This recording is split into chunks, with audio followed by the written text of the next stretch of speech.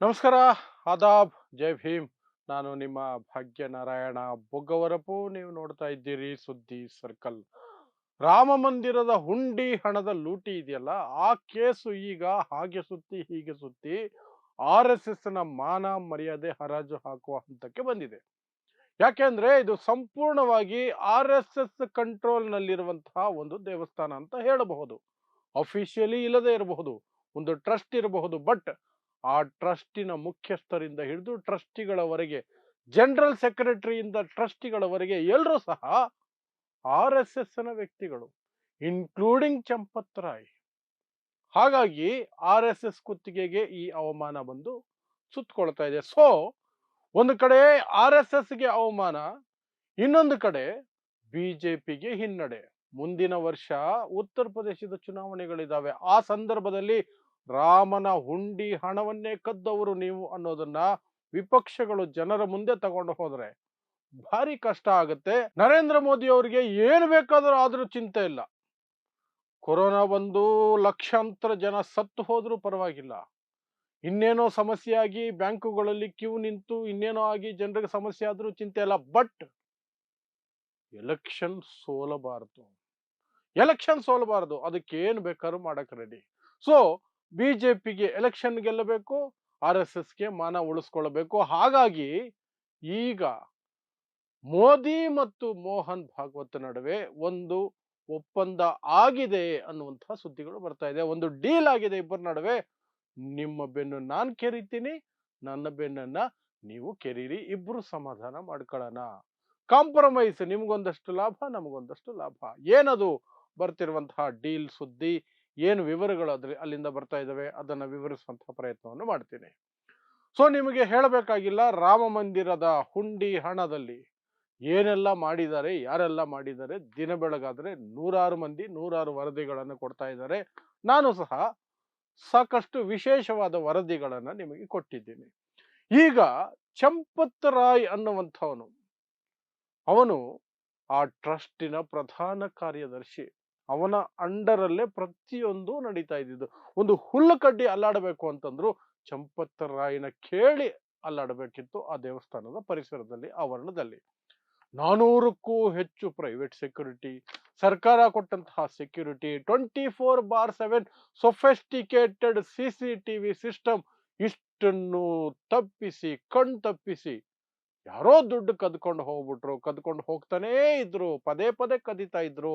ನಮಗೆ ಗೊತ್ತೇ ಆಗ್ಲಿಲ್ಲ ಅಂದ್ರೆ ನಂಬೋದಕ್ಕೆ ಜನ ಏನು ಮೂರ್ಖರಲ್ಲ. ಅಲ್ಲಿ ಸ್ಪಷ್ಟವಾಗಿ ಚಂಪತ್ ರಾಯ್ ಅನ್ನುವವನ ಮೇಲೆ ಅನುಮಾನಗಳು ಬರ್ತವೆ. ಅವನನ್ನ ಬಂಧಿಸಬೇಕು ಅಂತ ಅಲ್ಲಿನ ವಕೀಲರು ಪೊಲೀಸ್ ಸ್ಟೇಷನ್ ಮುಂದೆ ಧರಣಿ ಮಾಡಿದರೆ, ಕೊನೆಗೆ ಪೊಲೀಸರು ಮಣಿದು ಚಂಪತ್ ರಾಯ್ ವಿರುದ್ಧ FIR ದಾಖಲಾಗಿದೆ. ಸರ್ಕಾರ ರಚಿಸಿರುವಂತ SIT ಆತನನ್ನ ಪಕ್ಕಕ್ಕಿಟ್ಟಿದೆ. ಆತನ ಮೇಲೆ FIR ಆಗಿಲ್ಲ, ಬಂಧನ ಆಗಿಲ್ಲ. ಬಟ್ ಅಲ್ಲಿನ ವಕೀಲರು ಪೊಲೀಸ್ ಸ್ಟೇಷನ್ ಮುಂದೆ ಧರಣಿ ಮಾಡಿ, ಗಲಾಟೆ ಮಾಡಿ FIR ಮಾಡಿಸೋದ್ರಲ್ಲಿ ಸಫಲ ಆಗಿದ್ದಾರೆ ಚಂಪತ್ ರಾಯ್ ವಿರುದ್ಧ. ಅದು ಪ್ರೈವೇಟ್ FIR, ಅದನ್ನು ಹೇಗೋ ಕೋರ್ಟಲ್ಲಿ ನಿಭಾಯಿಸ್ಕೋಬಹುದು ಅಂತ RSS ಇದೆ. ಬಟ್ SIT ಕಡೆಯಿಂದ FIR ಆಗಿಬಿಟ್ರೆ RSSಗೆ ದೊಡ್ಡ ಅವಮಾನ, ಮುಖಭಂಗ. ಕೇವಲ ಚಂಪತ್ ರಾಯ್ ಅಲ್ಲ, ಇನ್ನೂ ಇಬ್ರು ಟ್ರಸ್ಟಿಗಳು ರಾಜೀನಾಮೆ ಕೊಟ್ಟಿದ್ದಾರಲ್ಲ ತಪ್ಪಿಸ್ಕೊಳ್ಳೋದಕ್ಕೆ, ಅನಿಲ್ ಮಿಶ್ರಾ ಮತ್ತು ಗೋಪಾಲ್ ರಾವ್. ಅವರು ಸಹ RSSನವರೇ. ಅವರೆಲ್ಲರೂ ಸೇರ್ಕೊಂಡೆ ಮಾಡಿದ್ದಾರೆ ಅನ್ನುವಂತಹ ಗುಮಾನಿನೇ ಈಗ ಇಡೀ ದೇಶದಲ್ಲಿ ಬರ್ತಿರುವಂತಹ ಸುದ್ದಿ. ಸೊ RSSಗೆ ಮೂಗು ಕಟ್ಟಾಗುವಂತಹ ಸನ್ನಿವೇಶ. ಸೊ RSS ತನ್ನ ಮಾನವನ್ನ ಕಾಪಾಡಿಕೊಳ್ಬೇಕು. RSSನ ವ್ಯಕ್ತಿಗಳನ್ನ ಒಬ್ಬರನ್ನು ಬಂಧಿಸಬಾರದು, ಒಬ್ಬರ ಮೇಲೂ FIR ಬೀಳಬಾರದು ಸರ್ಕಾರದ ಕಡೆಯಿಂದ ಅನ್ನೋದು RSSನ ಲೆಕ್ಕಾಚಾರ. ಬಿದ್ದರೆ RSSಗೆ ಕೆಟ್ಟ ಹೆಸರು ಬರುತ್ತೆ, RSSಗೆ ಅವಮಾನ ಆಗತ್ತೆ. ಅದಕ್ಕೆ ಮೋಹನ್ ಭಾಗವತ್ ಟೆನ್ಷನ್ ಆಗಿದ್ರು. ಇನ್ನು ಈ ಕಡೆ ಬಿಜೆಪಿ ಅವರು ಇಷ್ಟೆಲ್ಲಾ ಮಾಡಿದ್ವಿ, ಕೊನೆಗೆ ನಮ್ಮ ತಲೆಗೆ ಬಂದು ಸುತ್ತಕೊಳ್ತಲ್ಲ, ರಾಮ ಮಂದಿರವನ್ನ ಸೇಫ್ ಗಾರ್ಡ್ ಮಾಡೋದಕ್ಕೆ ನಮ್ಮ ಕೈಲಿ ಆಗಲಿಲ್ಲ ಅನ್ನುವ ಆಪಾದನೆ ಬಂದ್ಬಿಡ್ತಲ್ಲ.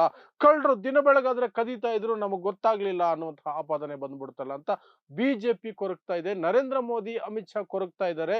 ಅವರ ಕೊರಗಾಟ ಅಲ್ಲಿ ಲೂಟಿ ಆಯ್ತಲ್ಲ ಹಣ, ಆ ಕಾರಣಕ್ಕಲ್ಲ. ಅಥವಾ ಜನರ ನಂಬಿಕೆಗಳಿಗೆ ಧೋಖಾ ಆಯ್ತಲ್ಲ, ಆ ಕಾರಣಕ್ಕಲ್ಲ.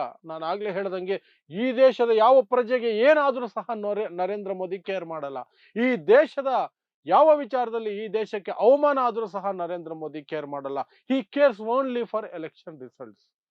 ಚುನಾವಣಾ ಫಲಿತಾಂಶಗಳಿಗೆ ಮಾತ್ರನೇ ಆ ವ್ಯಕ್ತಿ ತಲೆ ಕೆಡಿಸ್ಕೊಳ್ಳೋದು. ಅಮಿತ್ ಶಾನು ಅಷ್ಟೇನೆ, ನರೇಂದ್ರ ಮೋದಿನೂ ಅಷ್ಟೇನೆ. ಸೊ ಮುಂದಿನ ವರ್ಷ 2027ರಲ್ಲಿ ಉತ್ತರ ಪ್ರದೇಶದ ವಿಧಾನಸಭಾ ಚುನಾವಣೆಗಳಿದಾವೆ. ಅದರಲ್ಲಿ ಈ ವಿಚಾರ ಬಂದರೆ ಬಹಳ ದೊಡ್ಡ ನಷ್ಟ ಆಗುತ್ತೆ ಬಿಜೆಪಿಗೆ ಅನ್ನುವ ಭಯ ಇವರನ್ನೆಲ್ಲ ಕಾಡ್ತಾ ಇದೆ. ಯೋಗಿ ಆದಿತ್ಯನಾಥ್ನು ಕಾಡ್ತಾ ಇದೆ, ಈ ಕಡೆ ಅಮಿತ್ ಶಾನು ಕಾಡ್ತಾ ಇದೆ, ಮೋದಿನೂ ಕಾಡ್ತಾ ಇದೆ. ಈ ಮೂರು ಜನ ಟೆನ್ಷನ್ ಆಗಿದ್ದಾರೆ. ಸೊ ಅವರು ಸಹ RSS ವ್ಯಕ್ತಿ ಆಗಿದ್ರು ಪರವಾಗಿಲ್ಲ, ಚಂಪತ್ ರಾಯನ ಹಿಡಿದು ಒಳಗೆ ತಳ್ಳು ಬಿಡಬೇಕು. ಯಾರ್ಯಾರಿದಾರೋ ಟ್ರಸ್ಟ್ಗಳು ಎಲ್ಲರನ್ನು ಒಳಗೆ ತಳ್ಳು ಬಿಡಬೇಕು. ಆಗ ನಮ್ಮ ತಲೆ ಮೇಲಿಂದ ಒಂದಷ್ಟು ಭಾರ ಇಳಿಸ್ಕೊಂಡಂಗಾಗತ್ತೆ, ಕಳಂಕ ತೊಳ್ಕೊಂಡಂಗಾಗತ್ತೆ. ನಮಗೆ ಗೊತ್ತಾದ ತಕ್ಷಣ ನೋಡಿ, ಯಾರನ್ನೂ ಬಿಟ್ಟಿಲ್ಲ, RSS ವ್ಯಕ್ತಿನೂ ಬಿಟ್ಟಿಲ್ಲ, ಎತ್ಕೊಂಡೋಗಿ ಒಳಗಡೆ ಹಾಕಿದೀವಿ ಅಂತ. ಬಟ್ ಅಷ್ಟು ಸುಲಭ ಅಲ್ಲ. ಯಾಕೆಂದ್ರೆ RSS ಇವರಿಗೆ ಪಿತೃ ಸಮಾನ. ಅಪ್ಪನ ಆಜ್ಞೆ ಇಲ್ಲದೆ ಇವ್ರು ಆ ಕೆಲಸ ಮಾಡೋಕ್ಕಾಗಲ್ಲ. ಆದ್ರೆ ಅಪ್ಪ ಅಲ್ಲಿ ನನ್ನ ಮಾನ ಮುಖ್ಯ ಆಗಿದ್ದಾಗೋಯ್ತು, ಮುಂದಕ್ಕಾಗದಂಗೆ ನೋಡ್ಕೊಳ್ಳೋಣ, ಈಗ ನಮ್ಮ ಮಾನ ಕಾಪಾಡಬೇಕಾದ್ದು ನೀವು ಮಕ್ಕಳಾದ ನಿಮ್ಮ ಜವಾಬ್ದಾರಿ ಅಂತ RSS ಹೇಳ್ತಾ ಇದೆ. ಸೊ ಇಬ್ಬರ ನಡುವೆಯೂ ಈಗ ಡೀಲ್ ಆಗಿದೆ ಅನ್ನುವಂಥ ಮಾತು ಬರ್ತಾ ಇದೆ. ಈ ಕಡೆ ನರೇಂದ್ರ ಮೋದಿ ಕಡೆಯಿಂದನೂ ಒಂದು ಡೀಲ್ ಆಗಿದೆ, ಅಂದ್ರೆ ಒಂದು ಯೋಚನೆ ಬಂದು ಒಂದು ಪ್ಲಾನು ಮುಂದಿಟ್ಟಿದ್ದಾರೆ. ಆ ಕಡೆ ಮೋಹನ್ ಭಾಗವತ್ ಒಂದಷ್ಟು ವಿಚಾರಗಳನ್ನ ಮುಂದಿಟ್ಟು, ಸರಿ ನೀವು ಹಿಂಗ್ ಮಾಡಿ, ನಾವು ಹಿಂಗ್ ಮಾಡ್ತೀವಿ, ಇಬ್ರು ನಿಮ್ಮ ಮಾನ ಉಳಿಯುತ್ತೆ, ನಾನು ಎಲೆಕ್ಷನ್ ಗೆಲ್ತೀನಿ, ಎರಡು ಆಗತ್ತೆ ಅಂತ. ಏನದು ಡೀಲು ಅಂದ್ರೆ, ಚಂಪತ್ ರಾಯ್ ರಾಜೀನಾಮೆಯನ್ನ ನಾವು ಅಂಗೀಕರಿಸ್ಬಿಡ್ತೀವಿ. 6ನೇ ತಾರೀಕು ಮೀಟಿಂಗ್ ಇದೆ, ಆ ಮೀಟಿಂಗ್ ಅಲ್ಲಿ ಅವರ ರಾಜೀನಾಮೆಯನ್ನ ನಾವು ಅಂಗೀಕರಿಸ್ಬಿಡ್ತೀವಿ. ಈ ಕಡೆ ತಲೆ ಹಾಕದಂಗೆ ನೋಡ್ಕೊಳ್ತೀವಿ, ಅದು ನಮ್ಮ ಜವಾಬ್ದಾರಿ ಅಂತ ಮೋಹನ್ ಭಾಗವತ್ ಒಪ್ಕೊಂಡಿದ್ದಾರೆ. ಅದೇ ರೀತಿ ಇನ್ನಿಬ್ಬರು ಟ್ರಸ್ಟಿಗಳು ಸಹ, ಅನಿಲ್ ಮಿಶ್ರಾ, ಗೋಪಾಲ್ ರಾವ್, ಅವರ ರಾಜೀನಾಮೆಗಳನ್ನು ಅಕ್ಸೆಪ್ಟ್ ಮಾಡ್ಕೊಂಡ್ಬಿಡ್ತೀವಿ. ಈ ಕಡೆ ತಲೆ ಹಾಕದಂಗೆ ನೋಡ್ಕೊಳ್ತೀವಿ ನಾವು. RSS ತಲೆನೇ ಹಾಕಲ್ಲ, ಇನ್ನು ಮೇಲೆ ಟ್ರಸ್ಟಿ ನೇಮಕದಲ್ಲಿ RSS ತಲೆ ಹಾಕಲ್ಲ ಸದ್ಯಕ್ಕೆ ಅಂತ ಬಿಟ್ಟು ಕೊಟ್ಟಿದ್ದಾರೆ. ನಮ್ಮ ಮಾನ ಉಳಿಸಿ ಅಷ್ಟೇನೆ, ಅರೆಸ್ಟು FIR RSS ನಾಯಕರ ಮೇಲೆ ಆಗಬಾರ್ದು. ಇದು ಮೋಹನ್ ಭಾಗವತ್ ಇಟ್ಟಿರುವಂಥದ್ದು.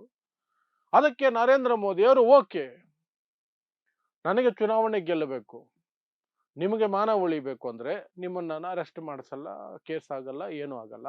ಬಟ್ ದೇವಸ್ಥಾನಕ್ಕೆ ಒಬ್ಬ CEO ನೇಮಿಸ್ತೀನಿ, ಒಬ್ಬ IAS ಆಫೀಸರ್ನ ನೇಮಕ ಮಾಡ್ತೀನಿ, ಆತನ ಅಂಡರ್ ಅಲ್ಲಿ ಕೆಲಸ ನಡೀತಾ ಇರುತ್ತೆ. ದೇವಸ್ಥಾನದ ಪ್ರತಿಯೊಂದು ಕೆಲಸನೂ ಆ IAS ಆಫೀಸರ್ ನೋಡ್ಕೊಳ್ತಾನೆ. ಸೊ ಅಲ್ಲಿಗೆ ನರೇಂದ್ರ ಮೋದಿ ಅವರಿಗೆ ಏನ್ ಲಾಭ?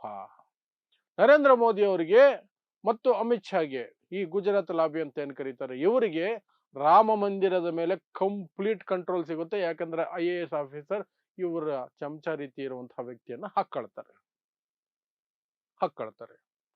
ಇನ್ನು RSS ಸದ್ಯಕ್ಕೆ ಈ ಕಡೆ ತಲೆ ಹಾಕೋಕ್ಕಾಗೋದಿಲ್ಲ, ಅದನ್ನ ಭಾಗವತೆ ಒಪ್ಕೊಳ್ತಿದ್ದಾರೆ. ನಮ್ಮ ಜನರಿಂದ ತಪ್ಪಾಗಿದೆ, ನಾನು ಇನ್ನು ಮೇಲೆ ಸ್ವಲ್ಪ ದಿನ ಈ ಕಡೆ ತಲೆ ಹಾಕಲ್ಲ ನಾವು.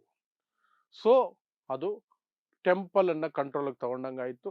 ಇನ್ನೊಂದು, ಚುನಾವಣೆ ಎಫೆಕ್ಟ್ ಅನ್ನು ಹೇಗೆ ಅವಾಯ್ಡ್ ಮಾಡೋದಂದ್ರೆ, ನೋಡಿ ನಾವು RSS ಅವ್ರನ್ನೂ ದೂರ ಇಟ್ಟಿದ್ದೀವಿ, RSS ನಾಯಕರನ್ನು ರಾಜೀನಾಮೆ ಕೊಡಂಗ್ ಮಾಡಿ ತೆಗೆದು ಬಿಸಾಕ್ಬಿಟ್ಟಿದ್ದೀವಿ. ಇನ್ನು ಮುಂದೆ ತಪ್ಪು ನಡಿಬಾರ್ದು ಅನ್ನೋ ಕಾರಣಕ್ಕಾಗಿ IAS ಆಫೀಸರ್ ಅನ್ನ CEO ಆಗಿ ನೇಮಕ ಮಾಡಿ ಕೂರಿಸಿದ್ದೀವಿ.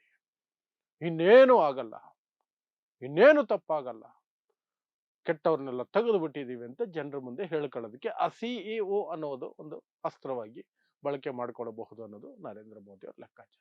ಸೊ ಇದು ಅಮಿತ್ ಶಾ, ನರೇಂದ್ರ ಮೋದಿ ಒಂದು ಕಡೆ, ಇನ್ನೊಂದು ಕಡೆ ಮೋಹನ್ ಭಾಗವತ್ ಕೂತ್ಕೊಂಡು, ನೀನು ಇಷ್ಟು ಬಿಟ್ಕೊಡು, ನಾನು ಇಷ್ಟು ಬಿಟ್ಕೊಡ್ತೀನಿ, ಹಿಂಗಾಗತ್ತೆ ಅಂತ ಡೀಲ್ಗೆ ಬಂದಿದ್ದಾರೆ ಅನ್ನುವಂತಹ ಸುದ್ದಿಗಳು ಬರ್ತಾ ಇದೆ.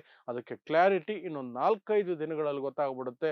6ನೇ ತಾರೀಕು ಚಂಪತ್ ರಾಯ್ದು ರೆಸಿಗ್ನೇಷನ್ ಅಕ್ಸೆಪ್ಟ್ ಆದ ನಂತರ ಅಲ್ಲಿಗೆ ಏನು ಮುಂದುವರಿಕೆ ಆಗತ್ತೆ, ಹೊಸದಾಗಿ ಟ್ರಸ್ಟಿಗಳನ್ನ, ಜನರಲ್ ಸೆಕ್ರೆಟರಿನ ನೇಮಕ ಮಾಡಿದ್ರೆ ಈ ರೀತಿ ಡೀಲ್ ಆಗಿರೋ ಸಾಧ್ಯತೆಗಳು ಕಡಿಮೆ ಅಂತ ಹೇಳಬಹುದು.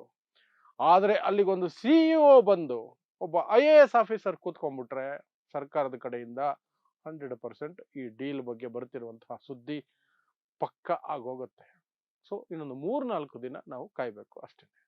ಸೊ ಇದಿಷ್ಟು ರಾಮ ಮಂದಿರದ ವಿಚಾರದಲ್ಲಿ ಮೋಹನ್ ಭಾಗವತ್ ಮತ್ತು ನರೇಂದ್ರ ಮೋದಿ ನಡುವೆ ಆಗಿರುವಂತಹ ಒಪ್ಪಂದ ಅಂತ ಹೇಳಲಾಗ್ತಿರುವಂತಹ ವಿಚಾರದ ಬಗ್ಗೆ ನನಗೆ ಬಂದಿರುವಂತಹ ಮಾಹಿತಿ, ಅದನ್ನ ನಿಮ್ಮ ಮುಂದೆ ಇಟ್ಟಿದ್ದೀನಿ. ಸೊ ಇಂತಹದ್ದೇ ವಿಶೇಷ ಸುದ್ದಿಗಳಿಗಾಗಿ ನೋಡ್ತಾ ಇರಿ ಸುದ್ದಿ ಸರ್ಕಲ್. ನಾನು ನಿಮ್ಮ ಭಾಗ್ಯನಾರಾಯಣ ಬೊಗವರಪು.